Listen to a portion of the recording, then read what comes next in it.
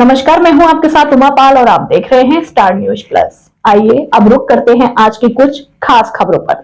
तब तक बने रहिए मेरे साथ स्टार न्यूज प्लस पर और चैनल को लाइक और सब्सक्राइब करना ना भूलें। धन्यवाद।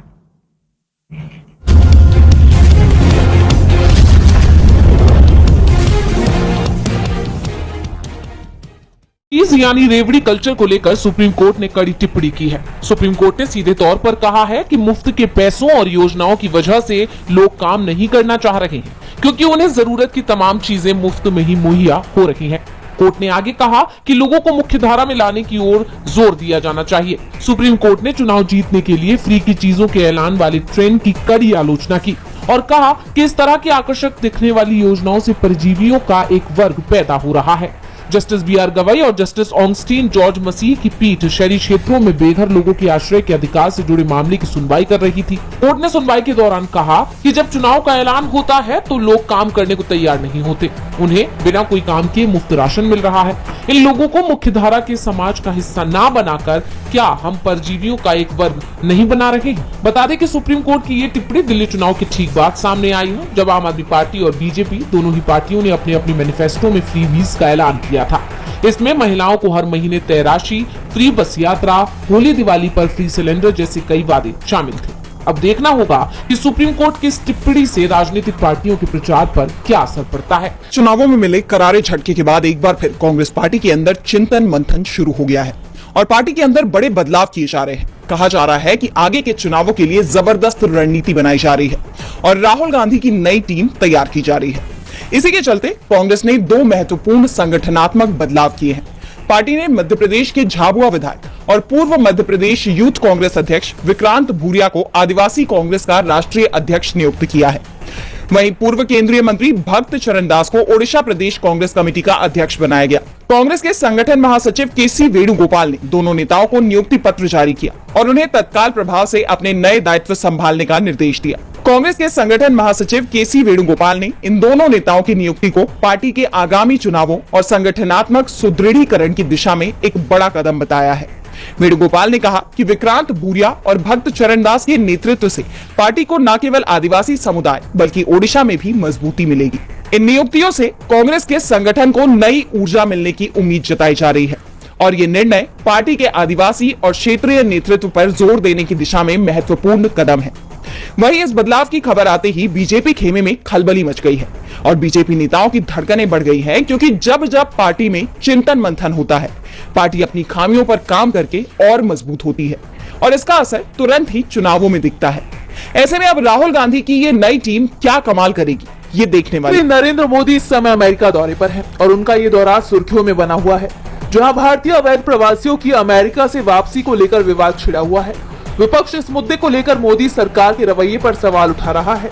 ऐसे में कांग्रेस अध्यक्ष मल्लिकार्जुन खड़गे ने उम्मीद जताते हुए कहा कि प्रधानमंत्री मोदी अमेरिका गए हैं, वो इस बारे में बात करेंगे। प्रधानमंत्री मोदी कहते रहते हैं कि वो कुछ भी हल कर सकते हैं, क्योंकि अमेरिका हमारा दोस्त है और चीजें हल हो जाएंगी। लोग आते जाते रहते हैं, लेकिन एक राष्ट्र स्थायी होता है। राष्ट्र के पक्ष में सोचने के बजाय प्रधानमंत्री मोदी कहते रहते हैं कि ट्रंप उनके दोस्त हैं। उन्होंने आगे कहा, आपकी बात सुनता है तो लोगों को बगैर पूछे क्यों डिपोर्ट कर रहा है? इतने लोग आ रहे हैं और किसके हाथ में पैर में बीड़ी है, उसके अलावा कि रेगुलर जांच, जो रेगुलरली जो फ्लाइट है हमारी, उस फ्लाइट पैसेंजर फ्लाइट में लाने का छोड़ के वो गुड्स कैरी करने वाले फ्लाइट्स में ला रहे हैं। तो इसका मतलब क्या है कि तुम्हारा दोस्त हमारे लोगों को ऐसा ट्रीट कर रहा है गुलामों के जैसा। खड़गे ने पीएम मोदी पर आरोप लगाया कि मोदी इस चीज का बहाना बना रहे हैं कि पहले भी ऐसा हुआ है। छोटे छोटे देश अपनी फ्लाइट भेजकर अपने लोगों को ला रहे हैं। ये लोग अपनी फ्लाइट भेजकर उन्हें ला सकते हैं, लेकिन वो ऐसा नहीं कर रहे हैं। ऐसे में पीएम मोदी का ये दौरा कई मायनों में अहम माना। यानी धन शोधन अधिनियम का इस्तेमाल आप किसी भी आरोपी को जानबूझकर जेल में रखने के लिए नहीं कर सकते, ये कहना है सुप्रीम कोर्ट का। छत्तीसगढ़ शराब घोटाले से जुड़े एक मामले की सुनवाई करते हुए सुप्रीम कोर्ट ने यह बात जांच एजेंसी ईडी के कामकाज के रवैये और दृष्टिकोण पर सख्त ऐतराज जताते हुए कही। जस्टिस अभय एस ओका और जस्टिस उज्जवल भुइयां की पीठ छत्तीसगढ़ शराब घोटाले से जुड़े पीएमएलए मामले में एक आरोपी की जमानत याचिका पर सुनवाई कर रही थी। जस्टिस ओका ने कहा कि आरोपी को 8 अगस्त 2024 को गिरफ्तार किया गया था और तब से ही वो हिरासत में है, जबकि हाई कोर्ट ने शिकायत पर संज्ञान लेते हुए सत्र न्यायालय के आदेश को रद्द कर दिया था। इस केस की सुनवाई के दौरान जस्टिस ओका ने केंद्रीय एजेंसी ईडी पर मौखिक रूप से टिप्पणी करते हुए कहा कि पीएमएलए की अवधारणा ये तय करने की नहीं हो सकती कि किसी बहाने किसी व्यक्ति को जेल में ही रखा जाए। अगर ईडी का यही दृष्टिकोण है तो ये बहुत ही गंभीर अपराध है, लेकिन अगर ईडी की प्रवृत्ति ही यही है कि संज्ञान रद्द होने के बाद भी व्यक्ति को किसी भी तरह जेल में ही रखा जाए, तो इस पर क्या ही कहा जा सकता है। बता दें कि ईडी की ओर से पेश additional solicitor general S Raju ने पीठ को बताया कि संज्ञान के आदेश को इस आधार पर रद्द कर दिया गया था क्योंकि सरकार से मंजूरी नहीं ली गई थी। अपीलकर्ता की ओर से सीनियर एडवोकेट मीनाक्षी अरोड़ा पेश हुई। एडिशनल सॉलिसिटर जनरल की इस बात पर जस्टिस ओका ने कहा कि हम आपको किस तरह के संकेत दे रहे हैं ये भी तो समझिए। संज्ञान लेने का आदेश चाहे जिस भी आधार पर रद्द किया गया हो, लेकिन ये भी तो देखिए कि कोई व्यक्ति अगस्त 2024 से हिरासत में है। ये सब क्या है? इसके बाद पीठ ने आरोपी को जमानत दे दी और कहा कि संज्ञान आदेश रद्द होने के बाद उसकी हिरासत जारी नहीं रखी जा सकती। कोर्ट ने अपने जमानत के आदेश में यह भी कहा कि अगर जमानत की शर्तों का उल्लंघन किया जाता है तो अधिकारियों को जमानत रद्द करने के लिए आवेदन करने की आजादी। चुनाव के नतीजे सामने आए समय हो चुका है, लेकिन इसके बाद भी मुख्यमंत्री का नाम तय नहीं हो पा रहा है। जहां चर्चा चल रही है कि 15 फरवरी को पीएम मोदी फ्रांस अमेरिका दौरे से वापसी के बाद बीजेपी के विधायकों के साथ विधायक दल की बैठक करेंगे और उसके बाद नाम की घोषणा करेंगे, तो वहीं इस बीच विपक्षी आम आदमी पार्टी ने दावा किया कि बीजेपी गुटबाजी का शिकार है, इसीलिए अब तक सीएम तय नहीं हो पाया है। आप प्रवक्ता प्रियंका कक्कड़ का दावा है कि ये गुटबाजी के सीधे संकेत हैं। 10-10 की टुकड़ी मिल रही है जो आपस में तय नहीं कर पा रहे हैं कि सीएम कौन बनेगा। इनकी आपस में लड़ाई चल रही है। इनकी लड़ाई में दिल्ली की जनता क्यों पिसे? कल खबर आई कि दिल्ली में लंबे लंबे पावर कट्स लगे हैं। इनको आपसी लड़ाई बंद करके जल्द ही सीएम की नियुक्ति करनी चाहिए और दिल्ली के शासन पर ध्यान देना चाहिए। वहीं आप विधायक अमानतुल्लाह खान के मामले पर प्रियंका ने कहा, जिस आरोपी को पुलिस पकड़ने गई थी उसके बारे में बताया जा रहा है कि वो आरोपी बेल पर है। जब वो कागज पुलिस को दिखाए गए तो पुलिस ने हड़बड़ाहट में उल्टा विधायक के खिलाफ केस बनाने की कोशिश की।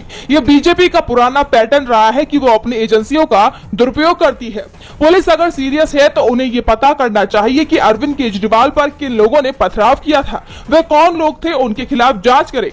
ऐसे में देखा जाए तो बीजेपी दिल्ली में सरकार बनाते ही घिरती दिख रही है, क्योंकि एक तरफ सीएम फेस को लेकर बीजेपी के विधायकों में ही तनातनी देखने को मिल रही है, तो दूसरी तरफ विपक्ष के सवालों में बीजेपी फंस चुकी है। ऐसे में बीजेपी के लिए दिल्ली में सरकार चलाना चुनौती। घटनाओं को लेकर नेशनल कॉन्फ्रेंस के अध्यक्ष फारूक अब्दुल्ला ने केंद्र सरकार पर हमला बोला है। उन्होंने कहा कि जम्मू कश्मीर का पूर्ण राज्य का दर्जा बहाल होने के बाद भी आतंकवाद खत्म नहीं होगा। पूर्ण राज्य के दर्जे का मामला कई सालों से लंबित है। फारूक अब्दुल्ला ने कहा कि भले ही राज्य का दर्जा बहाल हो जाए और हमें सब कुछ मिल जाए, लेकिन क्या लोगों को लगता है कि इससे यहां आतंकवाद खत्म हो जाएगा? जो लोग डंके की चोट पर बोलते थे आतंकवाद खत्म हो गया है, उनसे पूछिए कि आतंकवाद है या नहीं। उन्होंने आगे कहा कि कल ही हुए एक आईईडी विस्फोट में एक जवान शहीद हो गया। यह विस्फोटक कहां से आया? आसमान से तो नहीं आया। हमें जम्मू कश्मीर में सामान्य स्थिति बहाल करने के लिए लोगों की मदद की जरूरत है। अब समय आ गया है कि हमें यहां शांति स्थापित करनी चाहिए। यहां सिर्फ शांति से ही कुछ हो सकता है। हमारे बच्चे बच्चियां बेरोजगार हैं और सबसे बड़ा मसला यही है। हमारे स्कूलों की हालत देखिए, हमारे अस्पतालों की हालत देखिए। बता दें कि मोदी सरकार ने अगस्त 2019 में जम्मू कश्मीर का पूर्ण राज्य का दर्जा खत्म कर दिया था और इसे 2 भागों में बांट दिया था। तब से लगातार जम्मू कश्मीर को पूर्ण राज्य का दर्जा देने की मांग पदस्थ पीएम शेख हसीना की मुश्किलें बढ़ती नजर आ रही हैं, जहां बांग्लादेश में उनका विरोध थमने का नाम नहीं ले रहा। वहीं अब संयुक्त राष्ट्र ने भी उन पर लगे आरोपों पर सहमति जताई है। यूएन ने पिछले साल बांग्लादेश में विरोध प्रदर्शन के दौरान हुई हिंसा और जान जाने की घटनाओं के लिए शेख हसीना की सरकार को जिम्मेदार बताया है। यूएन ने कहा कि उसके पास ये मानने के लिए पर्याप्त आधार है कि देश में मानवता के खिलाफ जान लेने की घटना, यातना, कारावास और दूसरी अमानवीय कृत्य किए गए हैं। यूएन का ये बयान बांग्लादेश में पिछले साल जुलाई और 15 अगस्त के बीच हुई घटनाओं की मानवाधिकार जांचकर्ता की एक रिपोर्ट के आधार पर आया है। और हैरान करने वाली बात तो ये है कि इस रिपोर्ट में जान जाने वालों का आंकड़ा 1400 के आसपास मिला, जबकि बांग्लादेश के आधिकारिक आंकड़ों के मुताबिक केवल 834 लोगों की ही जान गई है।